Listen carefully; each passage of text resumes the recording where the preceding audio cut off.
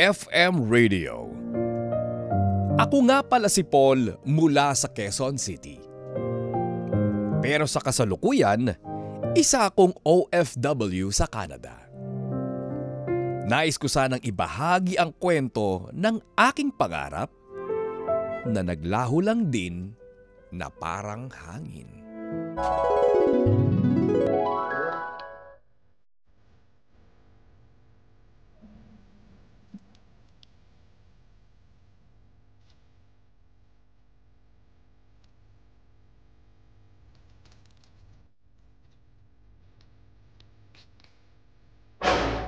Ay nako, eto na nga. Sinasabi ko kasi sa'yo kanina pa, Oh, Paul. Teka ba't ka mo gumaganyan? Nasa Zoom naman tayo. Zoom call naman 'to. gano'n ba? Mm. Ayusin ko lang yung Ayusin mo yung microphone mo baka kasi mamaya naka-earphone ka tapos hindi naman pala gumagana yan. Eto, malinaw na? Ayan! Ayan, malinaw Mas na. better. Ito naman. Ito Grabe. na nga yung sinasabi ko, Oh. Paul. Meron nga akong mga credit card loans. Mm. Actually, ang dami ko nang ginawa eh. Pumasok na ako kung saan-saan. Namasukan na ako bilang isang call center, bilang isang delivery girl, isang kahera. Oh. Hanggang ngayon, di pa rin tapos eh. So marami kang utang ngayon sa credit card mo. Teka lang, Jenny. Gusto mo tulungan kita? Kahit Teka, paano mo ko tutulungan? di, bayaran natin yung mga utang mo sa credit card. Kahit pa paano para mabawasan. Naku, wag na. Ano ka ba? Baka mamaya sabihin mo kinakaibigan kita dahil sa pera. O hindi. Matagal na tayong magkaibigan. Mga bata pa tayo, magkakilala na tayo. Hindi, matagal na rin tayong magkapit-bahay. Kaya walang problema sa akin yun. Kung may sobra naman, di tutulungan kita. Walang Hindi, problema no. yun. Alam mo, nagtatrabaho ka dyan sa ibang bansa. Siyempre, alam ko naman na may pangarap ka para sa'yo at para sa pamilya mo. Hindi ko nananakawin yun para Hindi. sa'yo. Hindi mo naman inaagaw yung pagkakataon. Pero... Ito pala, tignan mo. ang Diba? dami nga. Dami ng mga papeles, alam mo na, nagpapadala, love Ikaw, letter. kung maisipan mo na kailangan mo yung in-offer kong tulong, edi magsabi ka lang. Tsaka, nga pala, Jenny Ano may yun? kukwento ko sa'yo. Ano yun? May bala kasi akong negosyo. Wow. Oo. May bala akong negosyo para doon sa 60th birthday ng nanay ko, si Nanay Eva. Gusto ko sanang isabay yung pagbubukas, yung grand opening nung bala kong negosyo na cafe doon sa birthday niya. Para doon na mismo din kami magse-celebrate nung birthday niya doon sa shop. Di ba? Okay ba yun? Sa tingin Magandang mo? idea yan ha. In fairness, gusto mo na maging negosyante. Siyempre, alam mo naman, Jenny, hindi tayo pabata. Tumatanda tayo. Kailangan talagang kahit papano, dapat nag-iisip ka. Tsaka sayang naman yung kinikita ko dito sa ibang bansa tapos maululustay lang sa wala. Nako, magandang investment yan ha, para sa'yo at para kay Nanay Eva. Pero alam mo, since na-open mo naman yan, pwede kita tanungan dyan. Ako lalo na at nandiyan ka naman sa ibang bansa at ako ang nandito sa Pilipinas. Teka lang. Tulong? Paano tulong? Ako maglalakad ng mga pangangailangan mo para matayo mo yung business mo. Uy, Jenny, nakakahiya naman. Wag na, hindi na. Ay, nako. Okay lang pag uwi ko na lang. Ay, nako! Nakakahiya. Huwag ka nang mahiya. Ano ka ba? Ang tagal-tagal na nating magkaibigan. At saka, eto na rin yung way ko para magpasalamat sa'yo. Kasi syempre, ang dami mo na rin naitulong sa akin. Hindi lang nga sa akin, pati na rin sa mga kamag-anak ko. Kahit wala na hindi mo pa nakikita yung mga kamag-anak ko. Okay lang yun. Basta ikaw nagsabi, ako, nanginginig pa, di ba? Ikaw talaga. O siya, Pero, sure ka? sure na 100% solid na to. Sige.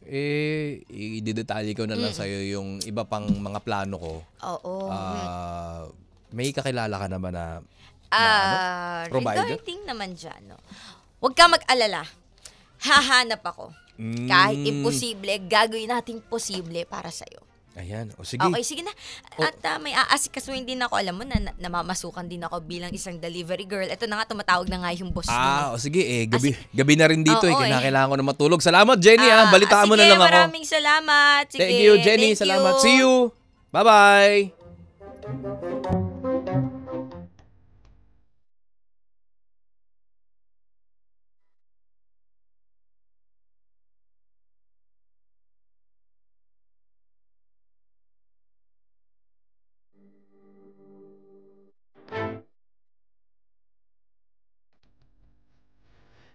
kahit pala kahit gaano mo na pala katagal ka kilala ang isang tao, hindi mo malalaman kung kailan kanya sasaktan.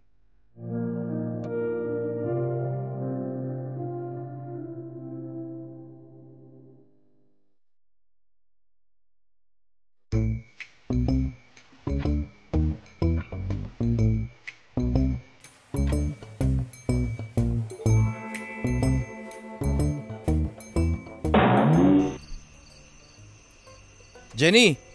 Jenny, hello! Hello! Hello, sorry nako. Ito na nga, marami Ayan. na nga akong kinokontak ngayon ito, maganda to. Okay. So sa pagpapatayo ng negosyo na gusto mo, which is yung cafe shop, 'di ba? Yung sinabi mo. Meron dito medyo kaya na. I feel ko naman na kaya mo nang bayaran. Magkano ba? Ito. Medyo may pagkamahala na, pero ito na yung pinaka-budgeted, okay? Ito, isasend ko sa iyo via G-Drive link, okay? Sige, sinend ko na sa messenger mo. Nakita mo? Ito, wait lang. Ayan, may pop-up dyan.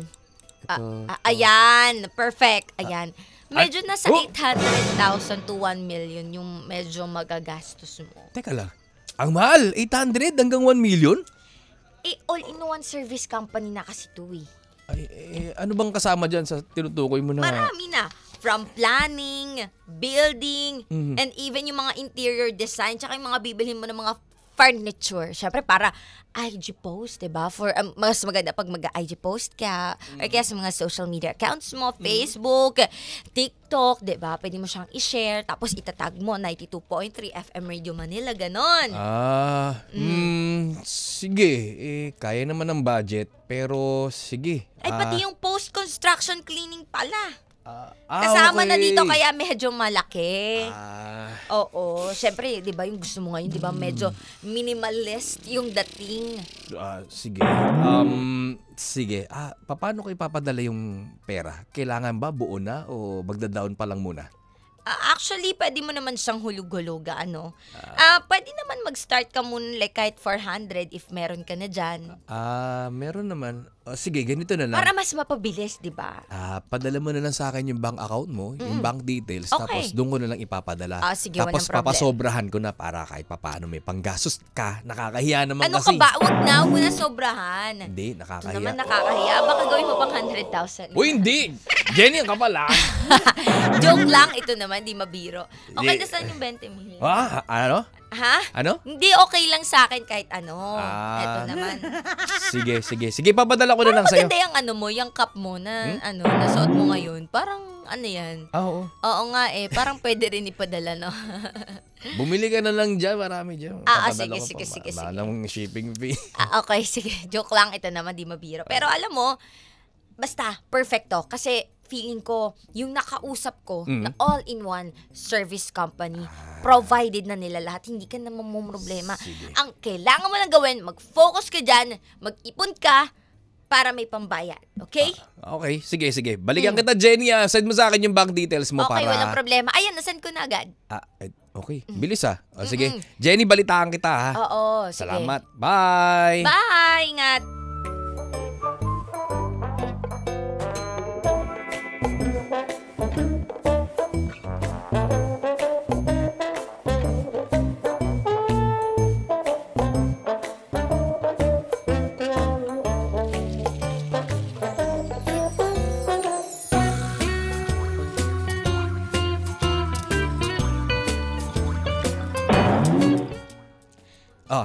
Hi, Jenny!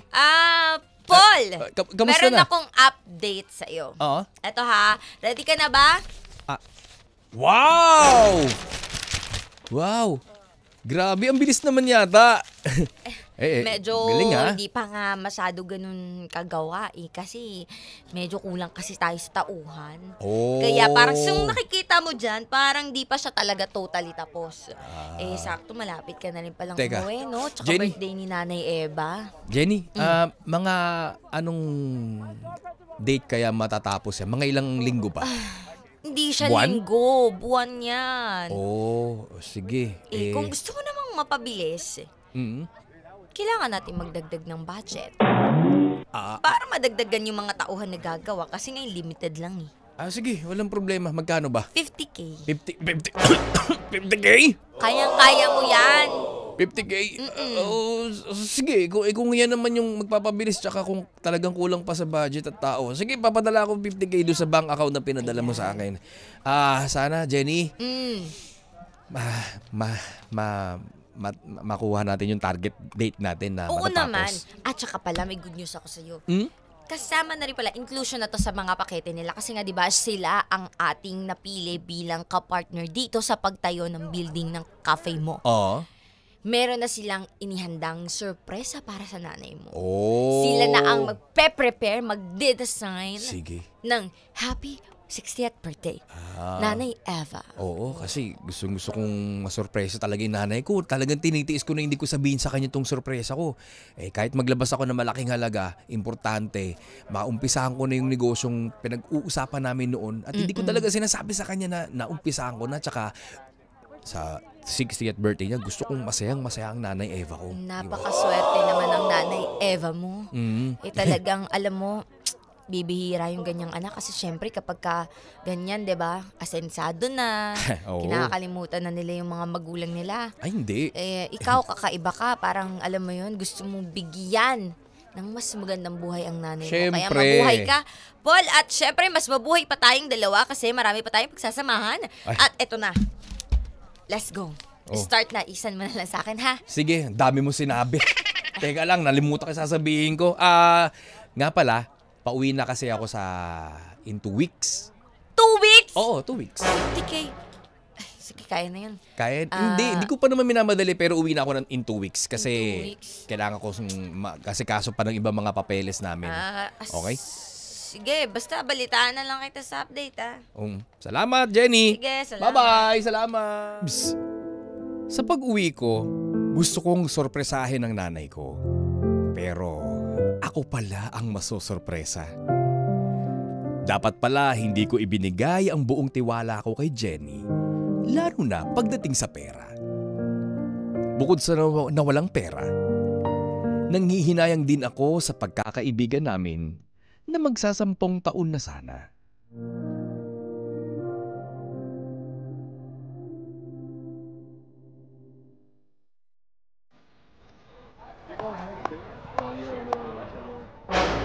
Ma!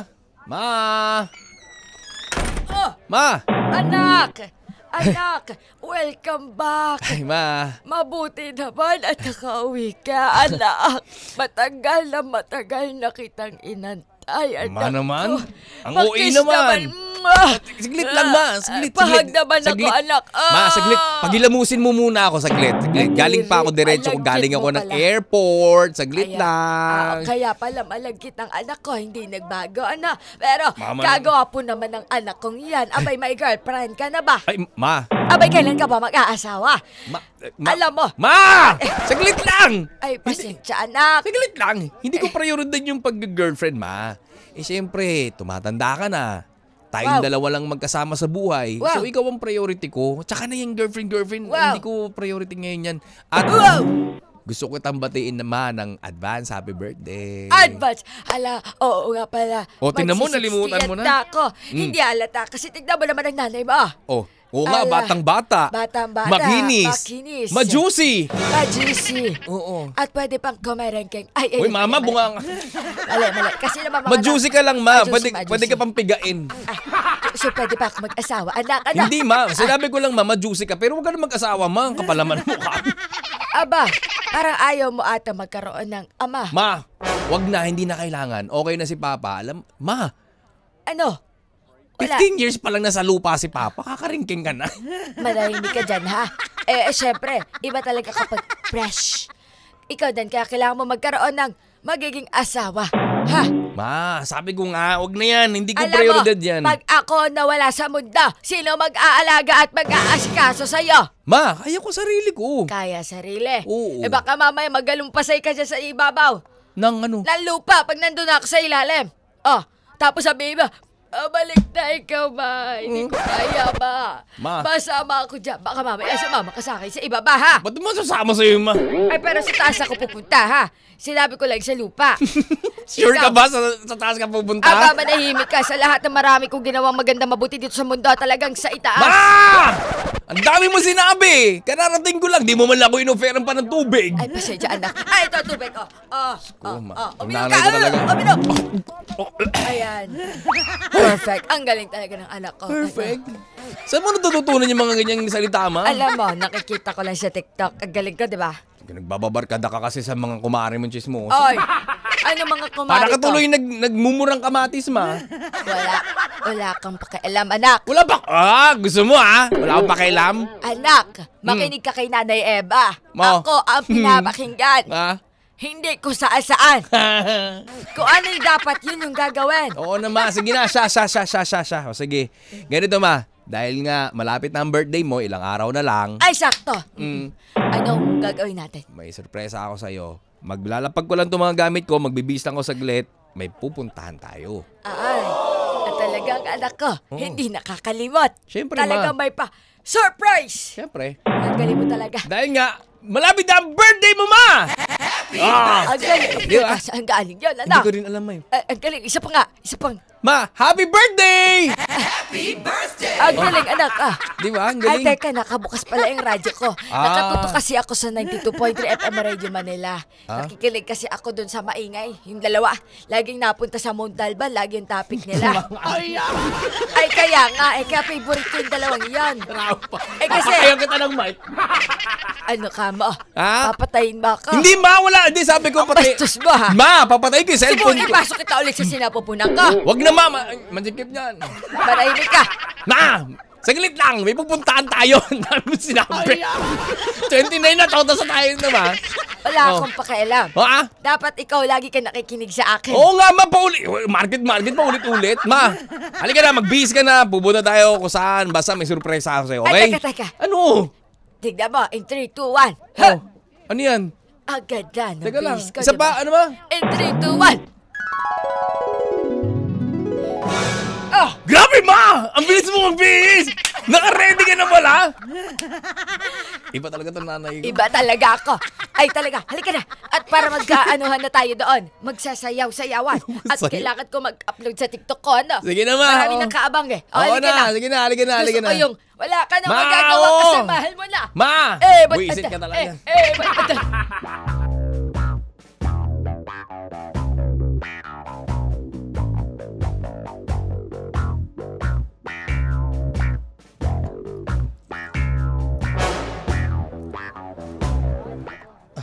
Teka lang. Anak, ay, asan ba tayo? Kanina pa ako lakad ng lakad. Ma, saglit lang Teka, bakit ni Pader wala Tama naman tong address ko. Ay, nagugutom Ma, saglit na lang. Ma, saglit. May tatawagan lang ako. Sige. Teka lang. Ay, doon muna ako. Nagugutom ako. Oh my God. Wala sumasagot. Ba't ganun? Teka. Wala sumasagot. Jenny, sumagot ka. Jenny. Ala. Hindi sumasagot. Baka busy.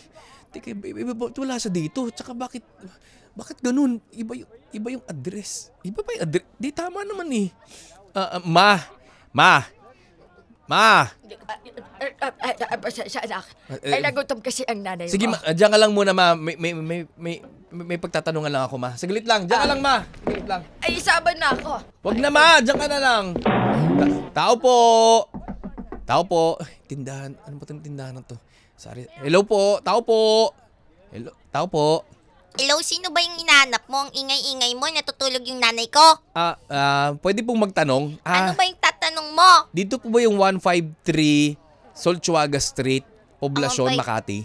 Ito, diba nakikita mo, ayan 153 yung kabila. May 152 to, diba? 152. Ito po ba yung 153 yung kabila? Oo. May tatanong lang sana ako kung Ano ba yun? may gumagawa ba dito na construction, yung para sa tatayong cafe shop? Agoy, construction na naman. Opo. Nako. Nine! Ano ba yan? Magandang umaga po. Nine, ano yan? Ito po kasi may nagtatanong ko, meron daw construction na nagagawa doon eh. Wala naman po eh. Mukhang alam mo na po. Teka, construction? Ano, iho? Tinatanong mo construction dyan sa 153, Solchuaga? Opo, sana. Ay, naku, iho. Kamalas-malasan mo. Yan. Bakit po? Ano po yung ibig niyo sabihin? Ay, nako. Iho, yung 153 Solchuaga Street na yan ay laging nagagamit na address ng mga scammer. Ano po? Scammer?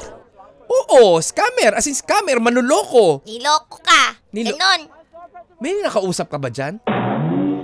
Opo. Jenny ang pangalan? Teka lang po, paano niyo po nalaman?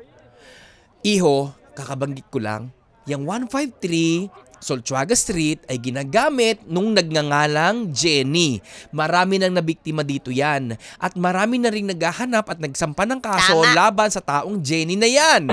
At magpahanggang ngayon ay patuloy pa rin na may mga naloloko dahil may mga nabibilog siya at nagpapadala ng malalaking halaga sa kanya at isa ka doon. Pero, saglit lang po, pero...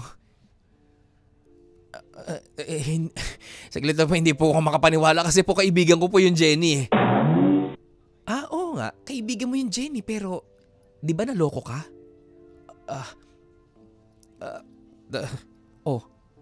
Saglit lang ha. Nine, kumuha ka nga muna ng tubig. Okay po. Iho, kasi ganito yan. Marami ng tao nga nagpunta rito at marami na nagreklamo sa barangay, sa pulis at marami na rin nagsampa ng kaso pero hindi nila matunton yang tinutukoy mong Jenny. Nasabi mo pa, kaibigan mo. Paano mo ba nakilala yung Jenny? 10 years ko na po siyang kakilala at saka kaibigan ko po yun pero ano? Pero naloko pa rin po. Anak, ano ba nangyari? Bakit ba nagkaganito? Bakit nandito tayo? Ano ginagawa mo sa bahay niyan? Ama, si Aling, ano po pangalan niyo? Si Aling, ano po pangalan niyo? Aling Tess! Ito na po yung tubig. Sige, salamat. Ayan po, Aling Tess po yung pangalan niya. Ito, iho, minom ka muna. Salamat po, Aling Tess. Ano nangyari, anak? Sige na. Mauna na kami kung may kailangan kayo muna, ha? Sige, tawagin nyo na lang kami. Sige po. Salamat po, Aling Tess. Ma. Ay, naku, nagloko na naman yun. Ma. Anak, ano ba kasing nangyari sa'yo? Ano ba ginagawa natin dito? Parang nilalamok na ako, Ma. Kanina pa ako kinakagadaan. Ma! Sa totoo po kasi may sorpresa po sana ako sa inyo. Kaya po ako nag-abroad sa loob ng maraming taon para makapag-ipon po ng pampanegosyo. Natatandaan niyo po yung pinangako ko sa inyo na coffee shop? Anak. Ano meron dyan? Sinimulan ko na po yun. Nagpadala na po ako ng malaking halaga na sumobra kumulang nasa 1 milyon. Ano ka mo? Opo. 1 milyon! Opo. Kaso na-scam po ako. Ma, saglit lang, Ma, gising! Pasensya na. Nagulat naman kasi ako dun, anak. Bakit ka naman nagbigay ng 1 milyon? Ma. Di sana binigay mo na lang sa akin at ako ang nagtabi. Ma, hindi ko naman po kasi sukat akalain na maluloko po ako. Kakilala ko po yung tao Siya po yung pinagkatiwalaan ko na mag-aasikaso po ng lahat, ma. Kasi nga gusto po kitang surprisahin, ma. Anak. Kaso ma. Anak. Natakbo yung pera ko, ma. Anak. Mahigit 1 milyon yun, ma. Anak. Awawan. Ma, pinagpagura ko yung pera na yun, ma. Binuhos ko yung dugot pawis ko dun, ma. Kahit hindi na ako matulog, hindi na ako makakain, makaipon lang dahil gusto ko maging masaya sa birthday mo, ma. Yun na sana yung pinakaregalo ko sa'yo. Anak, makinig ka. Kay mama mo. Ma. Ang pinakamagandang regalo na natanggap ko, ayun ay ang bigyan ka ng buhay ng isilang ka sa mundong ito. Ikaw ang pinaka magandang regalo. Kaya, yan, negosyo. Bonus na lang yan. Ma, yun na nga yung pinakabawi ko sa'yo, ma, yung negosyo para Hindi maging mo masaya ka, ma. kailangan bumawi sa akin, anak. Ayaan mo. Ay, pera lang naman yan. Mababawi mo din yan, anak. Patawad na, anak. Hindi, ma. Sorry, ma. Sorry talaga, ma. Nagtiwala agad ako kasi gusto ko maging masaya ka, ma, sa birthday mo. Sorry talaga, ma. Ma, sorry na, ma.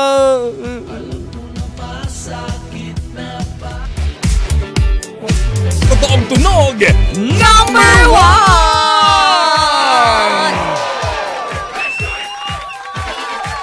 Ka-vibes, inyong natunghayan at narinig ang kwento ni Paul sa Ang Drama Mo Live! Kwento ng isang taong masyadong magbigay ng sobra-sobrang tiwala. Kwento ng taong masyadong mapagmahal sa kanyang ina. At kwento ng tao na mataas ang pangarap sa buhay. Oo.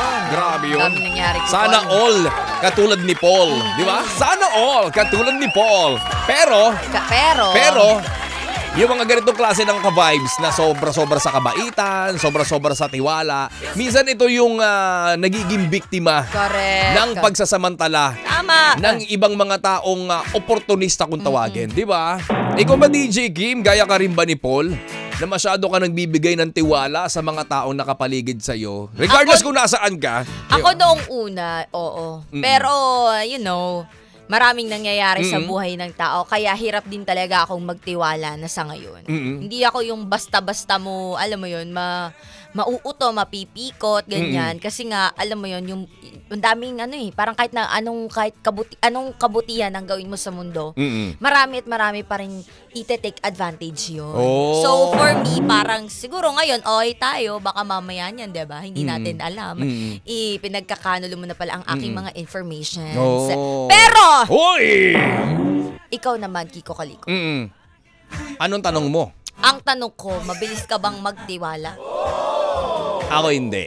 Diba? Hindi ako madaling magtiwala. Kasi kumbaga parang, sige, magkwento ka na magkwento sa akin o paikot-ikutin mo ko. Pero hindi na ako magkukwento kay Kiko. Pero alam ko na Charis. Pinapaikot-ikot mo. Alam ko na pinapaikot-ikot mo lang ako. Pero mabait kasi ako sa mga taong nakikita ko na parang nangangailangan. Hindi to kaplastika na. Hindi to for the show. Totoo to. Maraming beses na rin kasi akong parang nagbigay ng helping hand sa mga individual. Tapos ang ending, gaya ng nangyari kay Paul, parang nag-take advantage lang. Oo. Tinulungan mo pero sinakmal ka.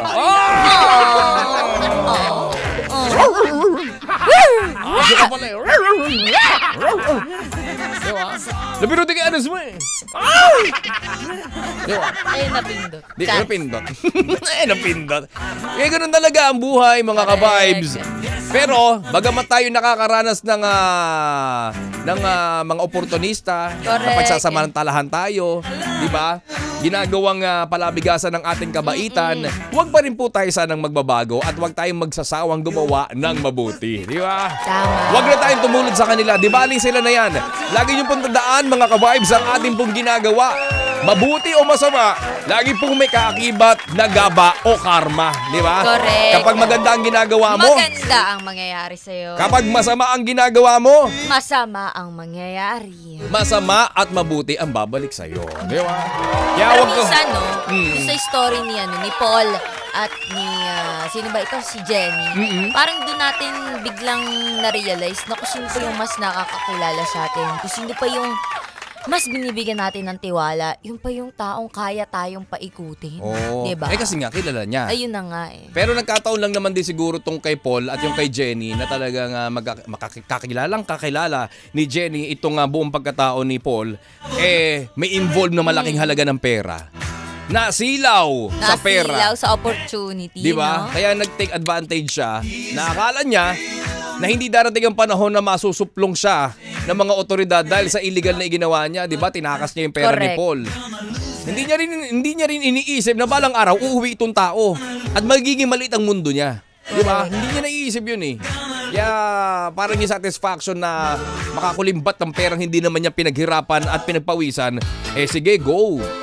Parang nakakaawa lang din yung ganitong story, no? Kasi si Paul parang ginugugol niya. Sabi niya nga, diba, ilang years ako sa ibang bansa. Nagtrabaho siya. Kumbaga, kung bibilangin mo sa 100% na ginagawa niya, 60% nagtatrabaho siya. Oo, di ba? 40% kung saan-saan na lang. Pero 60% ng buhay mo, nasa trabaho na. And yet, gusto mo nang magpahinga eh. Gusto mo na lang magnegosyo with your mom eh, with your family. Biglang mauuwi sa...